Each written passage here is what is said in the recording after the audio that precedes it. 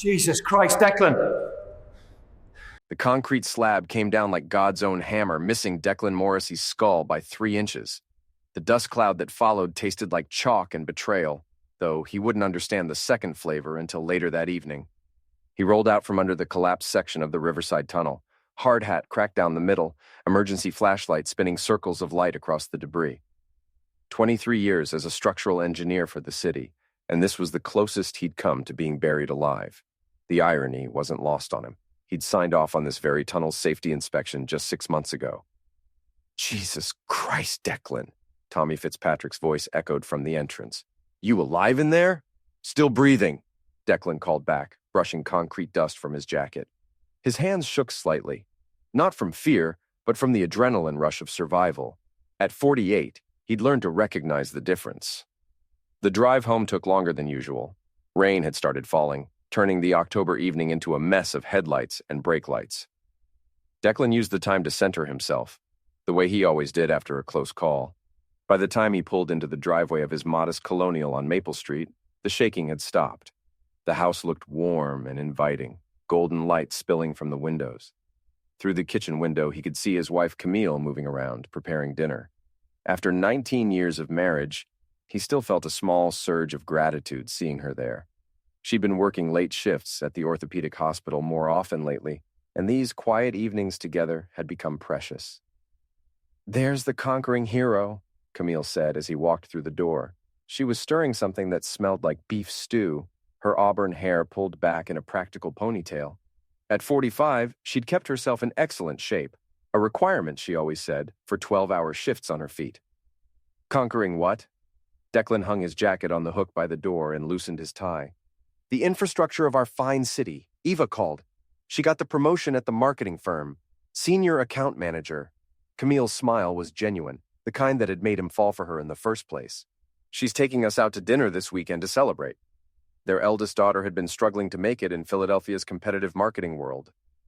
The promotion meant she could finally stop worrying about her mortgage payments, the ones Declan had been quietly supplementing for the past year. That's fantastic news. He meant it. Eva had inherited his work ethic and Camille's social intelligence. What about Isabel? How's freshman year treating her? You know how she is. Calls when she needs money, otherwise we get radio silence. Camille ladled stew into 2 bowls. She's 18, Declan. It's normal? Normal. The word had become their family's unofficial motto. Normal mortgage payments, normal college tuition, normal marriage. Declan had built his entire life around being normal, reliable, steady. It was what had attracted Camille to him in the first place, or so she'd told him on their 3rd date, 20 years ago. I almost got crushed by a concrete slab today, he said, settling into his chair at the kitchen table. Camille paused, spoon halfway to her mouth. What? Tunnel inspection, section collapse, missed me by inches. He took a bite of stew, savoring the warmth. Makes you think about mortality. Oh my God, Declan, are you hurt? She reached across the table to touch his hand. Just shaken up. But it got me thinking, maybe we should take that vacation we've been talking about. Costa Rica, remember? The one we saw in that travel magazine. Something flickered across Camille's face, so quickly he almost missed it. Annoyance? Frustration? It was gone before he could be sure. We can't afford Costa Rica right now, she said. Not with Ava's situation and Isabel's tuition. We could make it work. Life's short, Camille. Today proved that life's also expensive. Her tone had shifted, becoming slightly sharper. Some of us have to be practical. The comment stung, but Declan let it slide. Camille had been working double shifts lately, picking up extra administrative duties at the hospital. She was tired, stressed. He understood. After dinner, they settled into their usual routine. Camille retreated to her home office to catch up on paperwork while Declan channel surfed in the living room. The near-end experience had left him restless, unable to focus on the mindless sitcoms Camille usually enjoyed. He wandered upstairs to check his email, settling into the small desk in their bedroom. Bills, work updates, spam. Nothing unusual. He was about to close the laptop when he noticed Camille's phone charging on her nightstand. It was buzzing. Declan had never been a jealous husband. In 19 years of marriage, he'd never once checked Camille's phone or questioned her whereabouts. Trust had been the foundation of their relationship from the beginning. but something about the insistent buzzing made him glance over. The screen lit up with a message notification, not from her usual phone. This was a second device, smaller and sleeker than her regular iPhone, a phone he'd never seen before. Can't wait to see you tomorrow. Room 412 at the Marriott. W. Declan stared at the message until the screen went dark. Then he sat there in the growing darkness, listening to the sound of his own breathing. 23 years of engineering had taught him to methodically analyze problems. First, gather data, then form hypotheses. Finally, test conclusions. The data was limited but clear. Camille had a second phone. Someone named W was meeting her at a hotel room. The timing suggested a pattern. Her recent late nights, the extra shifts she'd mentioned. Declan's hands moved with practiced efficiency. He opened his laptop and began searching. Hotel reservations could be traced, phone records could be subpoenaed, financial records could be analyzed, but first, he needed more information. He crept downstairs, avoiding the creaky step third from the bottom. Camille's office door was closed, soft light spilling from underneath. He could hear her typing, the sound rhythmic and focused. Her purse sat on his kitchen counter where she'd left it. Inside, he found her regular phone, wallet, and keys. Nothing unusual, but as he started to close the purse, his fingers found something else. A small piece of paper tucked into the side pocket. A hotel receipt. The Marriott downtown. 3 nights ago. Room 412. Declan photographed the receipt with his phone, then carefully placed it back where he'd found it. His engineering mind was already working through the implications, calculating angles and stresses, points of failure. The next morning, Camille left for work earlier than usual. She kissed him goodbye at the door, the same quick peck she'd given him every morning for 19 years. But this time, Declan noticed things he'd missed before. The way her eyes didn't quite meet his. The slight tremor in her voice when she said she'd be working late again. "Another double shift?" he asked. Dr. Klein scheduled an emergency board meeting. Budget review. She adjusted her purse strap, the same purse that had held the hotel receipt. "Don't wait up." After she left, Declan sat at the kitchen table with his coffee and planned his day. He had 3 tunnel inspections scheduled, routine work that would keep his hands busy while his mind processed what he'd discovered. But first, he made a phone call. "Fitzpatrick Investigations," a gravelly voice answered. "Tommy, it's Declan Morrissey. I need to ask you about something." Tommy Fitzpatrick had been Declan's college roommate before becoming a private investigator. They'd stayed in touch over the years, meeting for drinks every few months to complain about the fillies and their aging bodies. "What's going on, Deck?" "Hypothetically speaking, if someone wanted to verify certain activities, what would be the best approach?" "Hypothetically speaking, you sound like a man who's found something he wishes he hadn't." Declan said nothing. "Meet me at Flanagan's after work," Tommy said. "We'll talk." The day passed in a blur of concrete and measurements. Declan went through the motions of his inspections, but his mind kept returning to the hotel receipt, the mysterious phone, the message from W. By evening, he'd formed a working hypothesis. Camille was having an affair. The evidence was circumstantial but compelling. The question now was what to do about it. Flanagan's was crowded with the usual after-work crowd. City employees, contractors, a few cops from the local precinct. Declan found Tommy in their usual booth, nursing a beer and reading the sports section. "You look like hell," Tommy said without looking up. "Feel worse." Declan ordered a whiskey, neat. "I need your help." Tommy folded his newspaper and leaned forward. "What kind of help?" Declan told him about the phone, the hotel receipt, the pattern of late nights. Tommy listened without interruption, occasionally nodding or making notes on a cocktail napkin. "Dr. Klein," Tommy said when Declan finished. "That's got to be Wesley Klein, head of orthopedics at Riverside General, divorced about 6 months ago. Messy settlement. You know him?" "Know of him. His ex-wife hired me to document his assets during the divorce proceedings. Guy's got a reputation for being ambitious." "Ambitious how?" "Let's just say he's not shy about mixing business with pleasure. Hospital administration's been keeping a close eye on him since the divorce." Declan finished his whiskey and ordered another. "I need to know for sure, Tommy. I need evidence." "Evidence for what? Divorce proceedings?" "Maybe. Or maybe I just need to know how deep this goes." Tommy studied his friend's face. "Deck, you're not thinking clearly right now. You're hurt and angry, and that's natural. But don't do anything stupid." "Define stupid." "Anything that lands you in jail or dead. Trust me on this." Revenge is a luxury most people can't afford. Declan nodded, but his mind was already moving ahead, calculating angles, measuring stresses. Every structure had a breaking point. Every system had vulnerabilities. "I'll be careful," he said. Famous last words. That night, Declan lay in bed listening to Camille's breathing. She'd come home after midnight, sliding into bed quietly and mumbling something about the board meeting running late. In the darkness, he could smell hotel soap on her skin. He waited until her breathing became regular, then carefully extracted himself from the bed. The second phone was still on her nightstand, charging silently. Declan picked it up and scrolled through the messages. The conversation history painted a clear picture. Wesley Klein had been pursuing Camille for months, since shortly after his divorce. The messages progressed from professional courtesy to personal interest to explicit arrangements, hotel rooms, restaurant reservations, intimate details that made Declan's stomach turn. But it was the tone that hurt most. In the messages, Camille sounded like a different person. Playful, flirtatious, alive in a way she hadn't been with him in years. She called Wesley brilliant and exciting.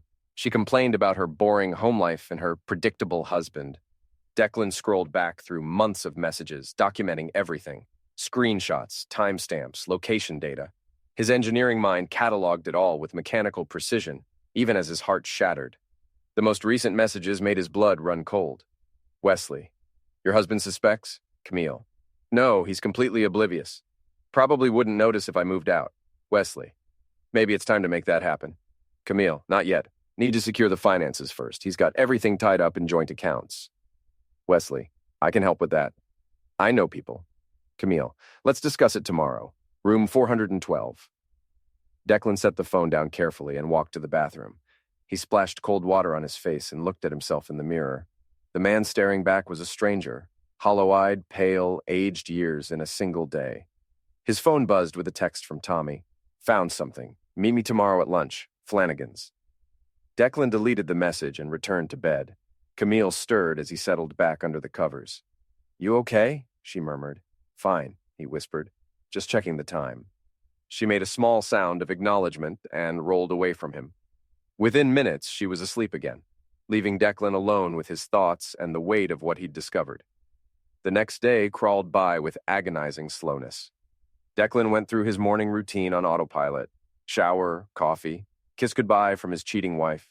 At work, he buried himself in reports and calculations, anything to keep his mind occupied. At lunch, he met Tommy at Flanagan's. The bar was less crowded than the night before, mostly city workers grabbing quick meals between shifts. "I've got good news and bad news," Tommy said, sliding a manila envelope across the table. "The good news is your wife's boyfriend is in trouble. The bad news is he's taking her down with him." Declan opened the envelope. Inside were financial records, hospital documents, and surveillance photos.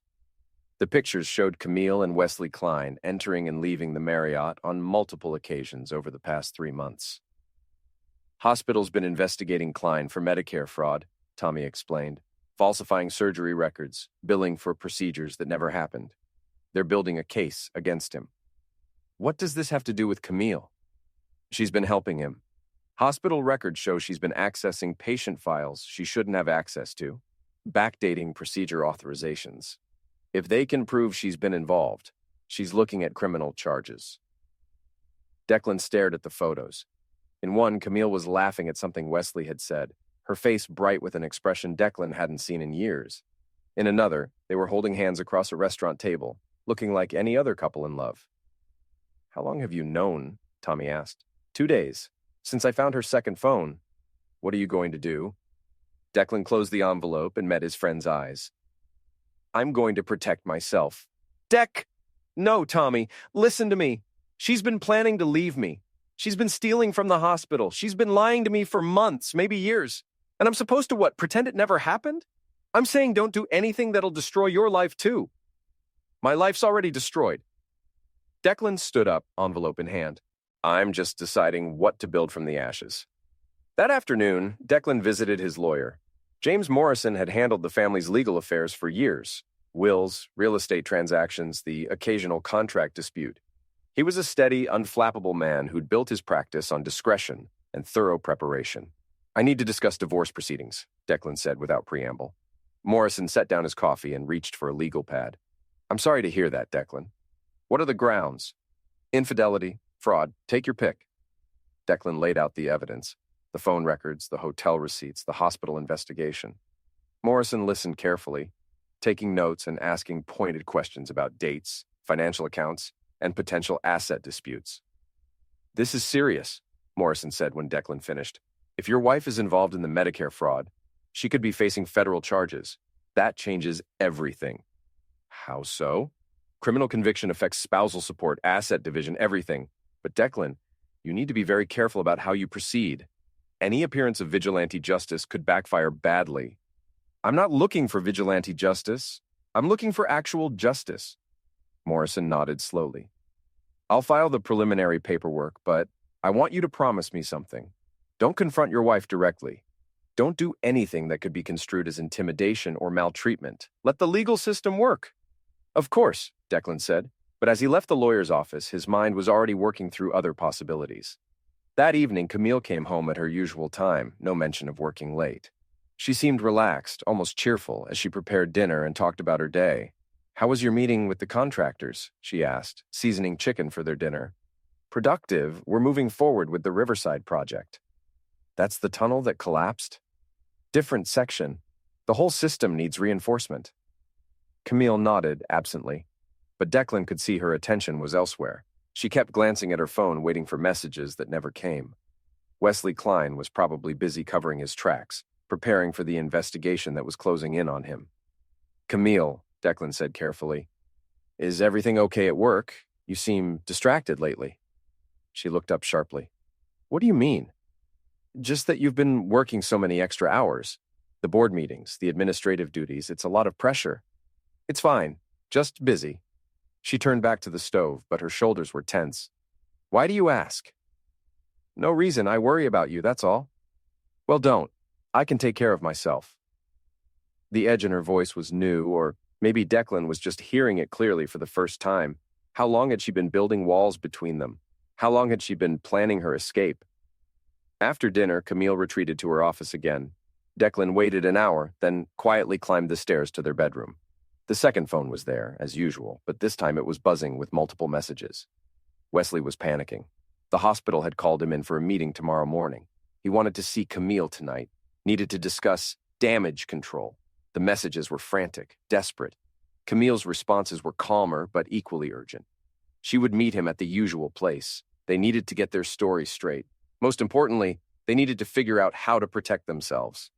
Declan scrolled through the messages, documenting everything. Then he made a decision that would change the trajectory of his life forever. He called Tommy. I need you to follow them tonight, he said. Document everything, video if possible. Dec, I don't think... Tommy, they're meeting to destroy evidence. If we don't act now, they'll cover their tracks and disappear. What are you going to do? What I should have done from the beginning. I'm going to tell the truth. An hour later, Declan watched from his bedroom window as Camille left the house. She'd told him she was going to check on her mother, but he knew she was driving to the Marriott to meet her lover and co-conspirator.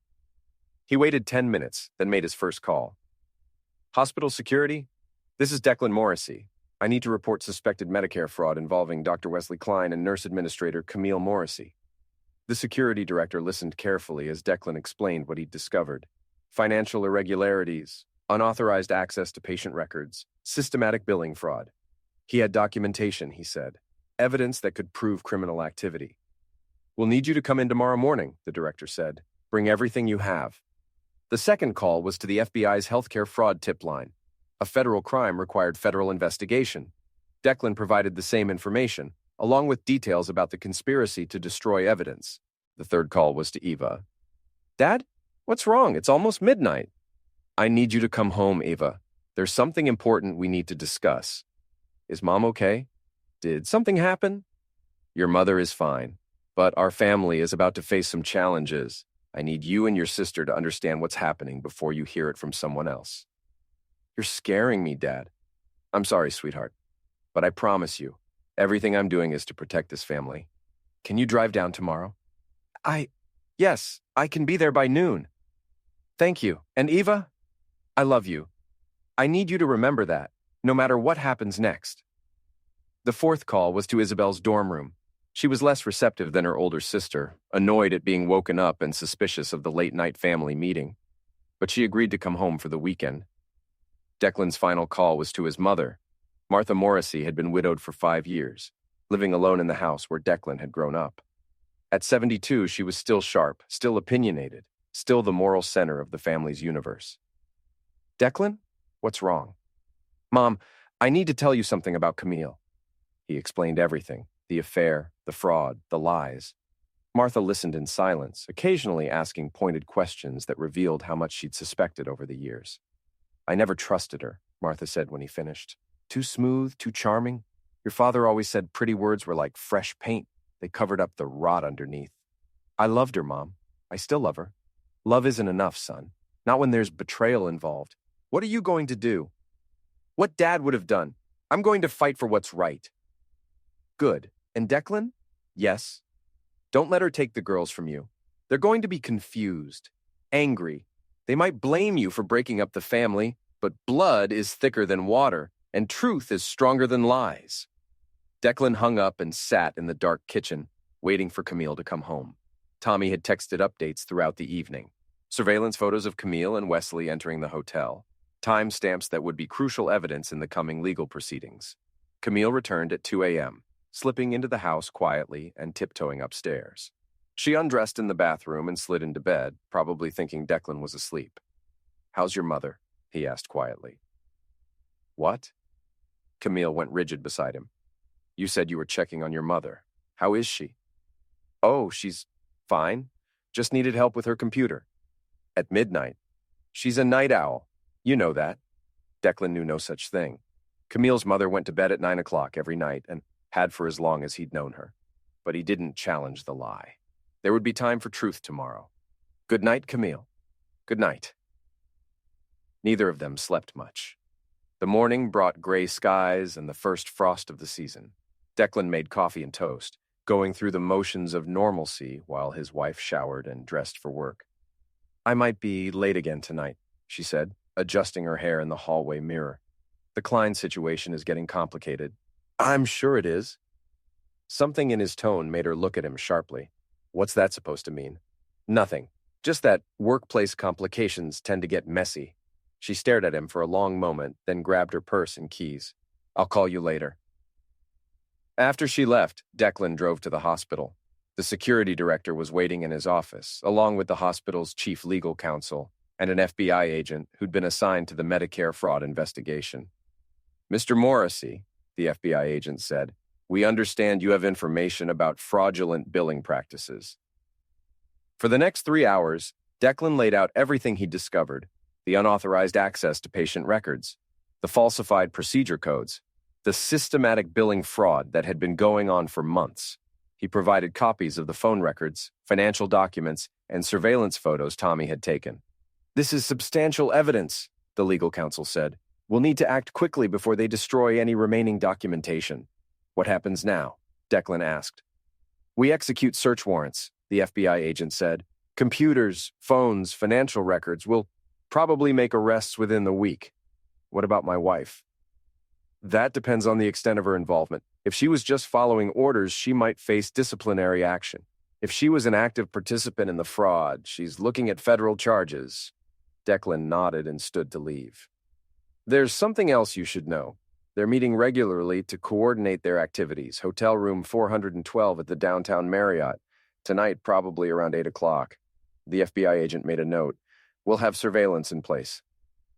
Declan left the hospital and drove home to wait for his daughters. Ava arrived first, her usual confidence replaced by obvious worry. "Dad, what's going on? You sounded terrible on the phone." "Sit down, sweetheart. We need to talk." Isabel arrived an hour later, still in her college sweatshirt and looking like she'd rather be anywhere else. At 18, she'd developed the selective hearing and defensive attitude that came with freshman year independence. "This better be important," she said, dropping her backpack by the door. "I've got a paper due Monday." "It's important," Declan said. "Sit down." He told them everything: the affair, the fraud, the investigation. Ava listened with growing horror, asking questions and trying to understand the implications. Isabel sat in stony silence, her face revealing nothing. "So you're divorcing Mom," Eva said when he finished. "Yes." Because she cheated on you. Because she betrayed our family in every way possible. This is BS, Isabel said suddenly. You're destroying our family because you're jealous. I'm not destroying anything, Isabel.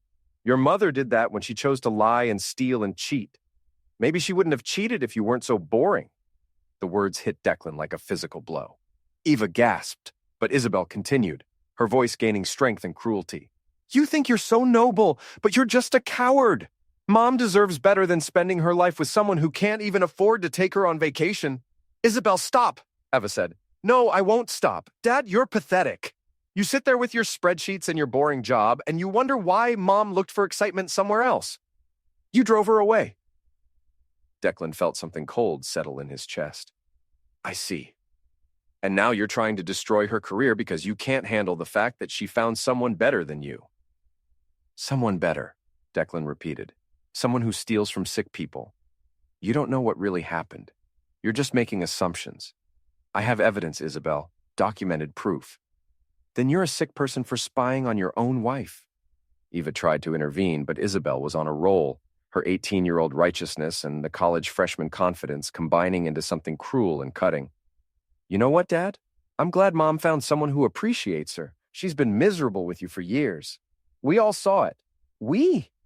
Mom, me, Eva, even Grandma Martha. We all talked about how you were holding her back, how she deserved better. Grandma Martha even suggested Mom should look for someone who could make her happy. Declan felt the world shift beneath his feet. Grandma Martha said that? She said marriage was about finding joy, not just settling for security. She said Mom should experiment, see what else was out there. The room fell silent. Eva was staring at her sister in horror, but Declan was processing the deeper betrayal. His own mother had encouraged his wife's affair. I see, he said quietly. And what did you tell your mother when she asked for this advice? I told her to go for it, Isabel said defiantly. I told her life was too short to waste on someone who couldn't make her happy. And you, Eva? Eva's voice was barely a whisper. I didn't know she was married to someone else. I thought she was just unhappy. But you encouraged her to leave me. I encouraged her to find happiness. I didn't know she was committing crimes. Declan stood up slowly, his body feeling heavy and old. I want both of you to leave. Dad, Eva started. No, you've made your positions very clear. You think I'm boring and pathetic. You think your mother deserves better than me. You encouraged her to find that somewhere else. His voice was calm, almost conversational. So now you can live with the consequences of that advice. What do you mean? Isabel asked, some of her defiance wavering. I mean, you're on your own. No more mortgage help for you, Eva. No more tuition payments for you, Isabel. You want to support your mother's choices? You can support yourselves. You can't do that, Isabel said. I can do exactly that. I've already called the bank. Eva's mortgage supplement stops immediately. Isabel, your next semester's tuition is due in January. You'll need to find your own funding. That's not fair, Eva said, tears starting to fall. We're your daughters. You're your mother's daughters, Declan corrected. You've made that abundantly clear. Now you can choose which parent you want to live with. Dad, please, Eva said. I'm sorry, I didn't mean... You meant every word, both of you. And that's fine, but don't expect me to pay for the privilege of being insulted and betrayed. Isabel's face had gone pale. You're really going to destroy our family over this? I didn't destroy our family. Your mother did. I'm just deciding who gets to pick up the pieces. He walked to the front door and opened it. I want you both out of my house. You can stay with your mother or your grandmother or your precious Dr. Klein, but you can't stay here. Eva was crying openly now. Daddy, please. I'm sorry, I didn't understand. You understood perfectly. You just didn't think there would be consequences. But I need help with the mortgage. I can't afford... Then you'll lose the house. Or you can ask your mother to help you. She's been planning to leave me anyway, right? She must have been setting aside money for her new life. Isabel stood up, her jaw set with teenage stubbornness. Fine, we don't need you anyway. Mom's going to be so much happier without you. I'm sure she will be, from her prison cell. She's not going to prison. You're just trying to scare us. Federal Medicare fraud carries a mandatory minimum sentence of 5 years. Wire fraud adds another 5. Conspiracy charges add another 5. Your mother is looking at 15 years minimum, assuming she cooperates with the investigation. The color drained from Isabel's face. You're lying. I'm an engineer, sweetheart. I don't lie about facts. Eva was sobbing now. Dad, please, can't we work this out? Can't we be a family? We were a family. Then you all decided I wasn't good enough. Now you get to live with that decision. He stood by the open door waiting. After a long moment, Eva gathered her purse and keys, still crying. Isabel followed, her face set in an expression of defiant hatred. I'll never forgive you for this, she said as she passed him. I'll never forgive you either, Declan replied. So we're even. He closed the door behind them and walked to the kitchen window. He watched as they argued beside Eva's car, probably trying to decide where to go. Finally, they drove away together, leaving Declan alone in the house he'd bought for his family. He poured himself a drink and sat at the kitchen table, processing what had happened. In the space of 24 hours, he'd lost his wife, his daughters, and his mother. But for the first time in years, he felt completely clear about what he needed to do. His phone buzzed with a text from Tommy. FBI arrested Klein at the hotel. Camille in custody. Call me. Declan deleted the message and poured another drink. Then he called his lawyer. Morrison, it's Declan. I need you to accelerate the divorce proceedings, and I need you to remove my daughters from my will. Declan, are you sure about this? You're going through a traumatic... I'm sure. They've made their choice. Now I'm making mine. What about your mother? What about her? Are you going to tell her what happened? Declan considered this. Yes, but not tonight. Tonight I'm going to sit in my house and enjoy the quiet. For the first time in months, Declan felt peace. The waiting was over. The pretending was over. The marriage was over. The war was just beginning. The next morning brought news coverage of the arrests. Dr. Wesley Klein and nurse administrator Camille Morrissey had been charged with conspiracy to commit Medicare fraud, wire fraud, and theft of government funds. The local news ran their mugshots. Klein looking haggard and desperate, Camille looking shocked and disbelieving. Declan's phone rang constantly. Reporters, neighbors, co-workers, family friends. He ignored them all.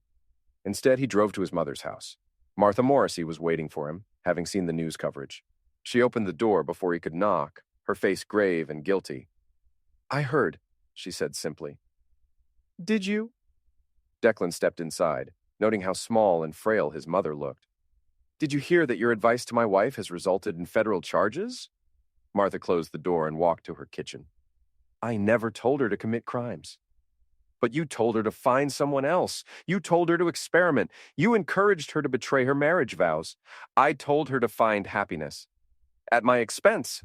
Martha turned to face him, her chin raised in defiance despite her obvious guilt. You were making her miserable, Declan. She came to me crying, saying she felt trapped, saying she needed more than what you were giving her. So you told her to have an affair. I told her to consider her options.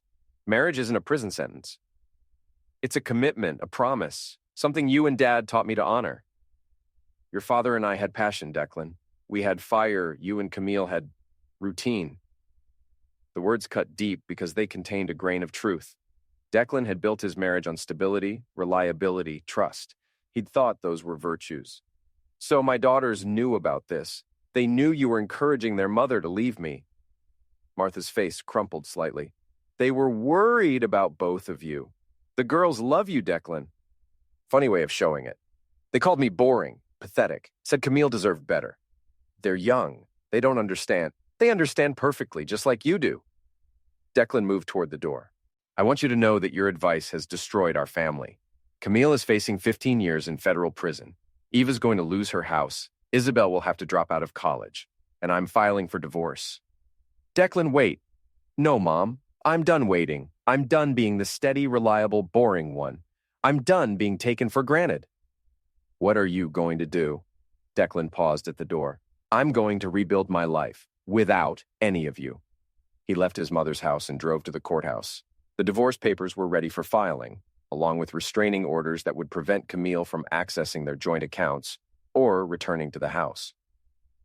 The judge will want to schedule a hearing, Morrison explained. But given the criminal charges, this should be straightforward. You'll get the house, the retirement accounts, everything. What about spousal support? Criminal conviction eliminates her claim to alimony. She'll be lucky to avoid complete financial ruin.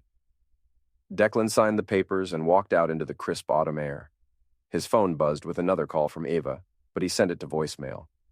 He was done being manipulated by tears and apologies. Instead, he drove to Tommy's office. "You look like a man with a plan," Tommy said, pouring coffee from a pot that looked like it hadn't been cleaned since the Clinton administration. "I need more information about Wesley Klein." "The guy's finished, Deck. Career over, medical license suspended, facing federal charges. What more do you want?" "I want to know how deep this goes, who else was involved, what other secrets he's hiding."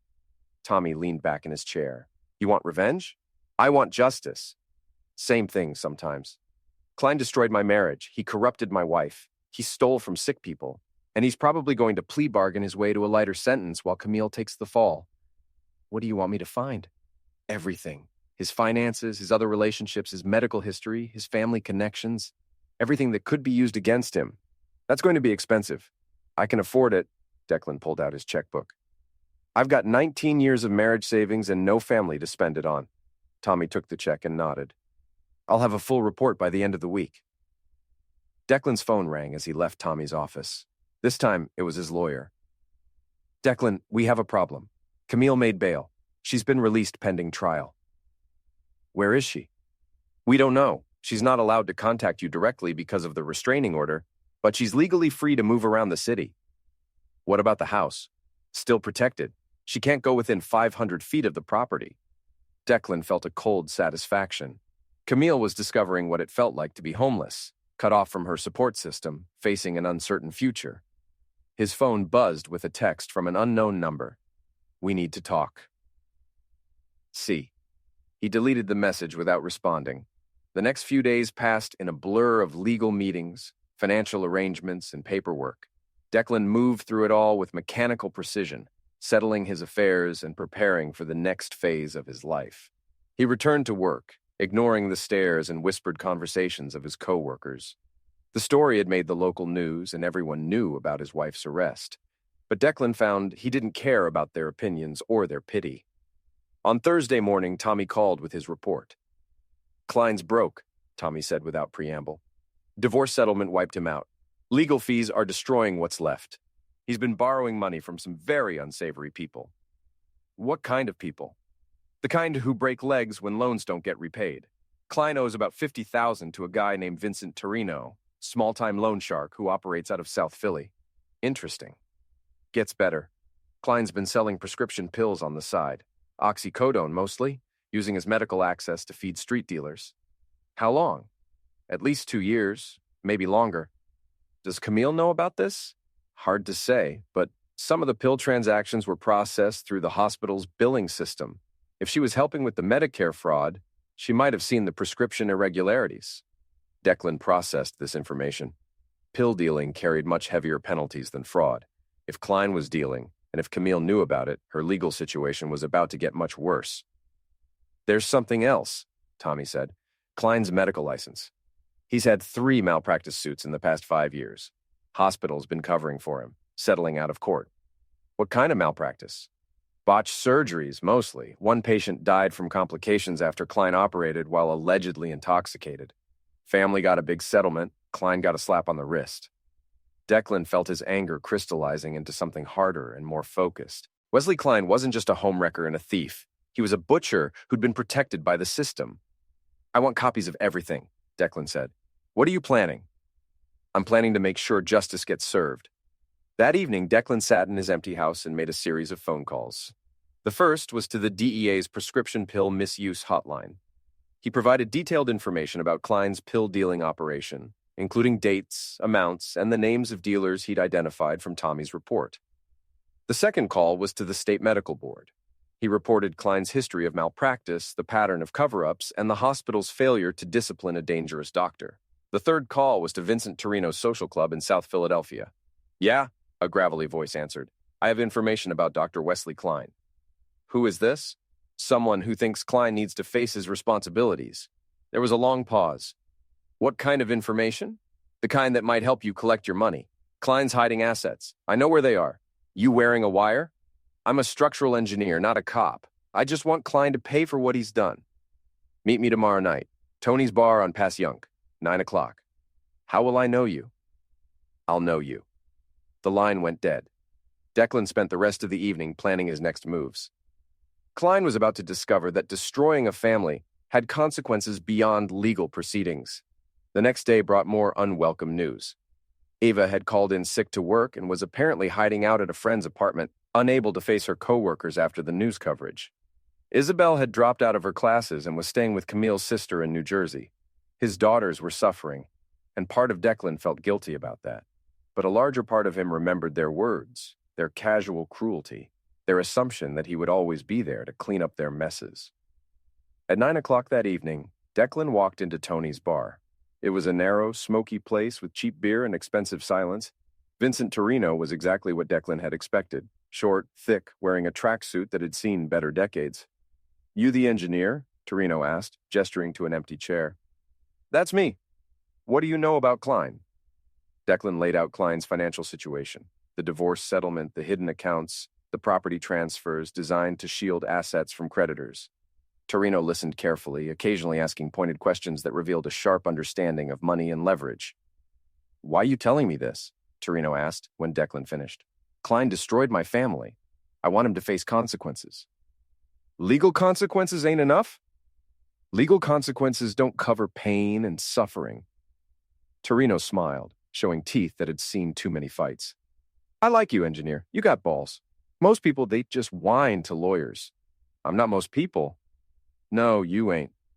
Torino finished his beer and stood up. "Klein's going to pay what he owes one way or another. Thanks for the information." As Declan left the bar, he felt a dark satisfaction. Klein was about to learn that actions had consequences, and some debts couldn't be discharged through bankruptcy. Over the weekend, the news got worse for Klein and Camille. The DEA raided Klein's apartment and found evidence of prescription pill trafficking. Additional federal charges were filed, carrying mandatory minimum sentences that would put both of them away for decades. Camille's lawyer called Morrison with a plea deal offer. She would testify against Klein in exchange for reduced charges and a shorter sentence. "What do you want me to tell them?" Morrison asked. "Tell them I don't care what she does," Declan said. "She made her choices. Now she gets to live with them." "Declan, she's still your wife." "She's my soon-to-be ex-wife. And a federal criminal. I have no interest in her legal strategy." That afternoon, Declan received a visit from Eva. She looked terrible, pale, thin, her usual confidence completely shattered. "Dad, please," she said when he opened the door. "Can we talk?" "There's nothing to talk about." "Yes, there is. I know you're angry and you have every right to be, but I'm losing everything. The bank's foreclosing on my house. I might lose my job. I need help." "You chose your side, Ava. You called me pathetic and boring. You said your mother deserved better than me. I was wrong. I was stupid and wrong, and I'm sorry." "Sorry doesn't pay your mortgage." Eva started crying again, the kind of hopeless sobbing that came from genuine desperation. "Dad, I don't know what to do. I don't have anyone else to turn to." "You have your mother. Mom's in jail. She can't help anyone." "Then you have Grandma Martha. She's the one who encouraged this whole situation." "Grandma's broke too. Social Security barely covers her rent." Declan felt a moment of wavering, the old instinct to protect and provide reasserting itself. But then he remembered Eva's words, her casual dismissal of his worth, her encouragement of her mother's betrayal. "I'm sorry you're in this situation," he said, "but you helped create it. You encouraged your mother to destroy our family. Now you get to experience the consequences." "But I'm your daughter." "You're Camille's daughter. You chose her side, remember?" Eva's face crumpled. "Dad, please, I'll do anything. I'll apologize publicly, I'll testify against Mom, anything. Just please don't abandon me." "I'm not abandoning you. I'm letting you experience independence." "Isn't that what you wanted? For your mother to be free from her boring, pathetic husband?" "That's not what I meant. That's exactly what you meant. You just didn't think it would cost you anything." Declan closed the door and walked back to his kitchen. Through the window, he could see Eva sitting in her car, sobbing into her phone, probably calling Isabel or Camille's sister, or anyone who might offer help. But Declan was done being the family's emergency fund. He'd spent 19 years providing stability and support, only to be told he wasn't good enough.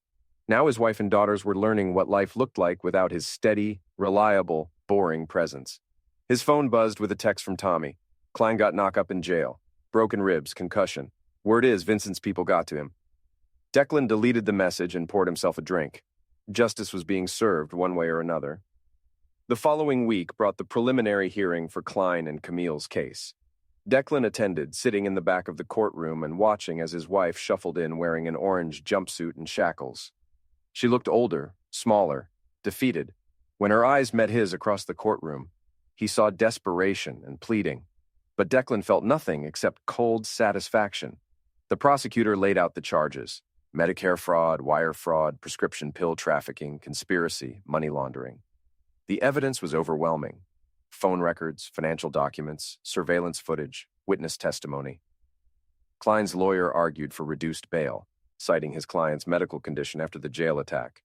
The judge was unsympathetic. Dr. Klein stands accused of stealing from sick people and dealing pills, the judge said. Bail is denied. Camille's lawyer made a similar argument, emphasizing her cooperation with the investigation and her status as a first-time offender. The judge set bail at $500,000, money that didn't exist.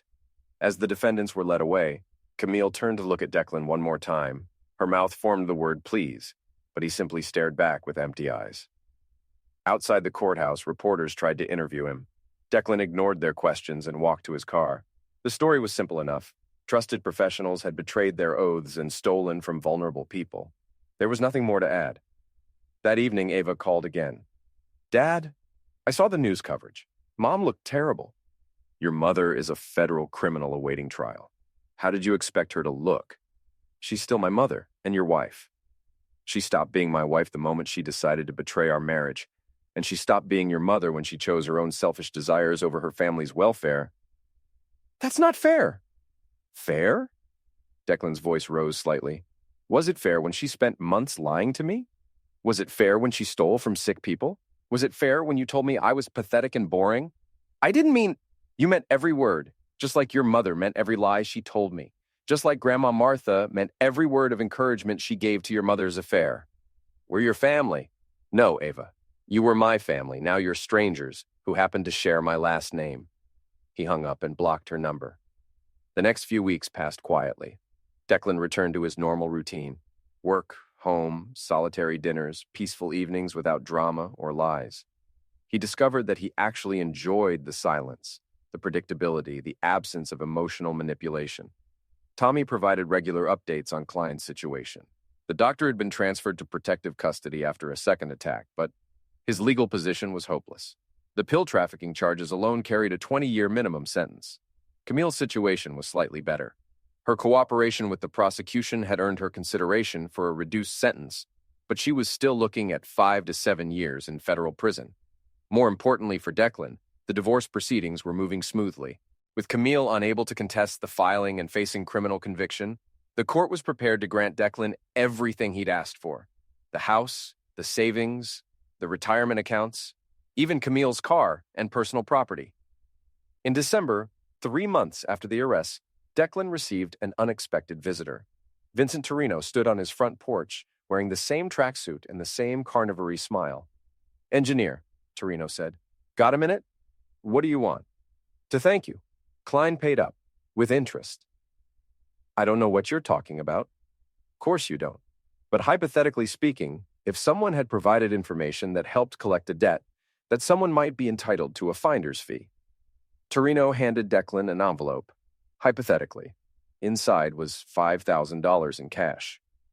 "I can't accept this," Declan said. "Sure you can.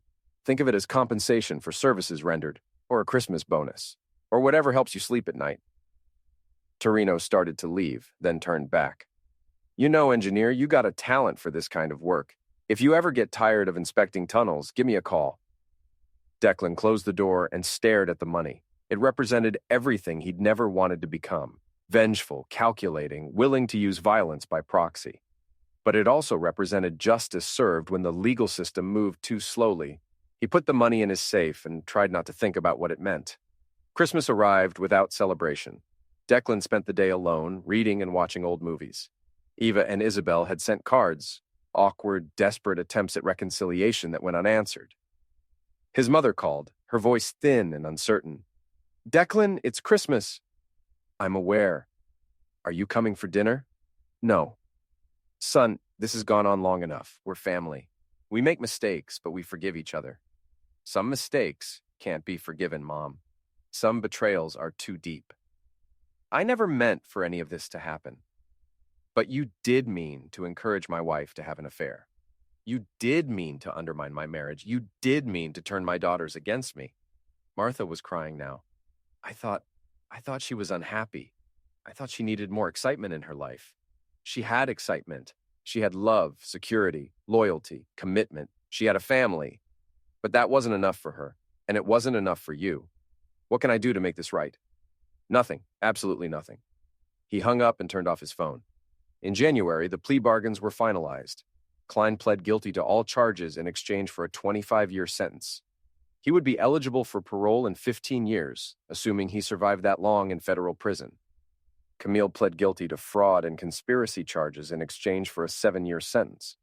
She would likely serve 5 years with good behavior. The divorce was finalized the same week. Declan walked out of the courthouse as a free man, legally and financially independent, tied to no one, and responsible for no one except himself. That evening, he drove to the Riverside Tunnel where his ordeal had begun 6 months earlier. The section that had collapsed had been repaired and reinforced. The tunnel was stronger now, more resistant to the stresses that had caused the original failure. Declan understood the metaphor. Sometimes structures needed to collapse completely before they could be rebuilt properly. His phone buzzed with a text from an unknown number. "Dad, it's Eva. I got your number from Uncle Mike. I'm sorry for everything. I know you probably won't read this, but I need you to know that losing you has been the worst part of this whole nightmare. I love you." Declan stared at the message for a long time. Part of him wanted to respond, to rebuild something from the wreckage of their relationship. But a larger part of him remembered the casual cruelty, the entitled expectation that he would always be there to fix their problems. He deleted the message and drove home to his empty house. Spring arrived with new construction projects and the promise of longer days. Declan had settled into his new routine: work, solitary dinners, evening walks, weekend projects around the house. He'd lost 30 pounds and gained a sense of purpose he hadn't felt in years. Tommy stopped by one evening with news. "Klein's dead," he said without preamble. "What?" "Found him in his cell this morning. Apparent self-destruction. Bedsheet noose." Declan felt nothing except mild curiosity. "Any note?" "Nothing official, but word is he couldn't handle the prospect of 25 years inside." "What about Camille?" "Still serving her time. Model prisoner, apparently. Could be out in 4 years." Declan nodded and offered Tommy a beer. They sat on the back porch, watching the sunset paint the sky in shades of orange and red. "You ever regret it?" Tommy asked. "The way things turned out?" "Regret what? Telling the truth? Refusing to be taken advantage of? Standing up for myself? Cutting off your family?" Declan considered this. "They cut me off first, Tommy. I just made it official. And if Eva or Isabel came to you tomorrow, genuinely sorry, wanting to rebuild, then they'd discover that some bridges, once burned, can't be rebuilt." Tommy nodded and finished his beer. "You've changed, Deck. You're harder now. I'm more honest now. I spent 48 years being what other people wanted me to be. Steady, reliable, forgiving. It nearly destroyed me. And now I'm what I choose to be, and I choose not to be anyone's safety net." As summer turned to fall, Declan received word that his mother had died. Heart attack. Quick and painless, according to the doctor. The funeral was small. A few church friends, some distant relatives, Eva and Isabel looking lost and alone. Declan watched from across the cemetery, far enough away to avoid conversation, but close enough to pay his respects. When the service ended, Ava started walking toward him, but he was already gone, disappearing into the crowd of mourners. Martha's will left everything to her granddaughters: the house, her savings, her personal effects. It wasn't much, but it was something. Declan felt no resentment about being excluded. His mother had made her choice, just as he'd made his. 2 years after the arrests, Declan received a letter from Camille. It had been forwarded through Morrison's office, since she didn't have his current address. "Declan, I know you probably won't read this, but I need to try. I've had 2 years to think about what I did to you, to us, to our family. There are no excuses. I was selfish, cruel, and stupid. I threw away 19 years of marriage for a few months of excitement. I know I destroyed everything. I know the girls blame me for losing you. I know I ruined their lives as much as I ruined ours, but I need you to know that I never stopped loving you, even when I was betraying you. Wesley is dead. I suppose you heard. He couldn't face the consequences of what we'd done. I think about that every day, how our selfishness led to so much destruction. I don't expect forgiveness. I don't deserve it. But I want you to know that I understand now what I had, what I threw away. You were the best man I ever knew, and I was too stupid to appreciate it. The girls ask about you sometimes. They're struggling, but they're surviving. Eva lost her house, but found a smaller apartment. Isabel finished college on loans and grants. They both regret what they said to you. They both love you. I'll be released next year. I don't know where I'll go or what I'll do. I just know that I'll spend the rest of my life regretting what I did to you. I love you. I always loved you. Camille Declan read the letter twice, then fed it into his paper shredder. Love without loyalty was just words. Regret without consequences was just sentiment. He poured himself a drink and sat on his back porch, watching the sun set over the city he'd spent his career keeping safe. In the distance, he could see the lights of the Riverside Tunnel, stronger now than it had ever been. Some structures could be repaired. Others needed to be demolished completely and rebuilt from the foundation up. Declan had chosen demolition. 3 years after the arrests, on a cold February morning, Declan was inspecting a bridge downtown when he saw Eva. She was walking out of a coffee shop, looking older but more confident than the last time he'd seen her. She spotted him across the street and froze. For a moment, they stared at each other across the flow of morning traffic. Eva raised her hand slightly, a tentative wave. Declan looked at her for a long moment, then turned and walked away. Some bridges were meant to stay burned. That evening, Declan sat in his study and opened his laptop. He'd been thinking about writing a book, a manual for structural engineers maybe, or a memoir about building and rebuilding. Something about foundations and stress points and knowing when to tear something down rather than trying to repair it. He started typing. Chapter 1, The Day the Tunnel Collapsed. The concrete slab came down like God's own hammer, missing my skull by 3 inches. I should have died that day. Instead, I learned how to live. Outside, the first snow of winter began to fall, covering the city in a blanket of white. Fresh starts were possible, Declan thought. You just had to be willing to clear away the debris first.